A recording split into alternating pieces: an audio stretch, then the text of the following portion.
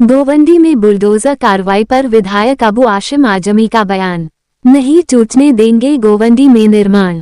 आजमी साहब, 2 दिन से सोशल मीडिया पर एक वीडियो काफ़ी तेज़ी से वायरल हो रहा है जहां पर यह देखा गया है कि बीजेपी के आमदार मिहिर कोटेचा और आपने विधानसभा में लक्षवेदी में एक मुद्दा उठाया था जिसमें गोवंडी में अवैध निर्माण पर कार्रवाई की मांग की थी, जिसके बाद में बीएमसी एक्शन होने के बाद में लगातार एक के बाद एक कार्रवाई कर रही है। क्या कहना चाहेंगे? ऐसा है कि मैं 15 साल से मिले हूँ, मैं 15 साल से चिल्ला रहा हूँ मुझे एक कॉलेज खोलना है, यहाँ पर मुझे जगह चाहिए, मेरे को यहाँ स्पोर्ट्स कैंपस बनाना है, मुझे यहाँ पर और जो है हॉस्पिटल्स के लिए वो जगह चाहिए, बहुत सारे काम हैं।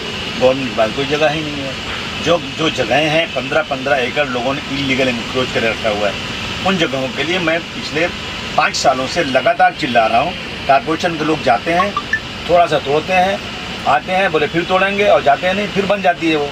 ये लगातार एक साइज चल रही है। तो मैंने अपनी बार लक्षवेदी में कहा इसको कि आप इन जगहों को फ़ौरन तोड़िए और तोड़ने के बाद इनसे पूरा पैसा वसूलिए और दोबारा अगर बनाने आए तो इनको जेल भेजिए।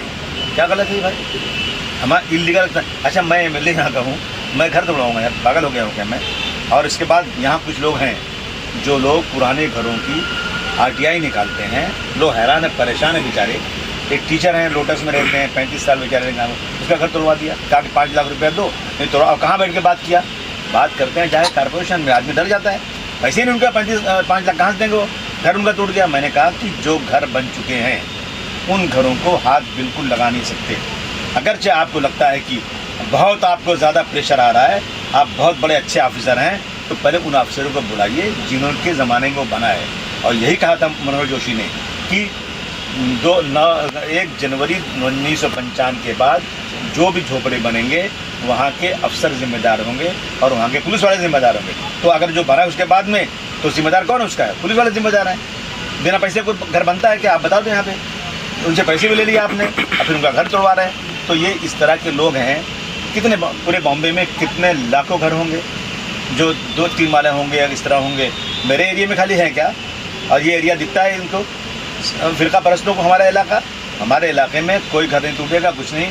जब मैंने उसमें बहुत चिल्लाया तो उसके पहले अभी इलेक्शन हुआ इसका पार्लियामेंट के इलेक्शन में जब वोट नहीं मिला, ये लोग मेरे एरिए को कहने लगे कि ये जो है ये एरिया में जो वोट पड़ा है ना वो जिहाद वोट है, वोट जिहाद हुआ है और ये एरिया जो है बांग्लादेशियों का एरिया है। मैंने कहा उस पर 150 एरिया का केस होना चाहिए। मैं इस एरिया में रहता हूँ, मुझे पूरा हक मिला वोट देने का, यहाँ के लोगों को हक मिला है। डॉक्टर भीमराव अम्बेडकर के कानून के मुताबिक अगर इससे कोई कहता है कि ये जो है वो वोट जिहाद हो रहा है और ये जो है एरिया जो है बांग्लादेशी एरिया, तो उस पर केस फाइल करो, उनके पास वोट देने का राइट पूरा है। लेकिन हाशिम भाई, ये एक सवाल था कि आपके लक्षवेदी में उठाए गए सवाल के बाद में आपके वार्ड ऑफिसर से मीटिंग की और मीटिंग के अंदर में कुछ फैसला लिया गया है।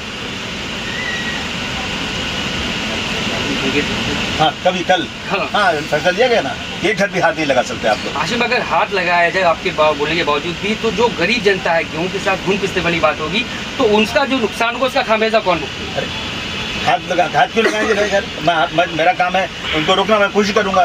बाकी मैं गवर्नमेंट तो नहीं हूं ना कि पॉलिसी बना। लेकिन आजमी साहब, देखा जाए तो गोवंडी में तमाम जो इलीगल कंस्ट्रक्शन है, बड़े कंस्ट्रक्शन मैं इलीगल कंस्ट्रक्शन की बात नहीं कर रहा हूँ। इलीगल खाली गोवंडी में नहीं, चारों तरफ है। मैं उन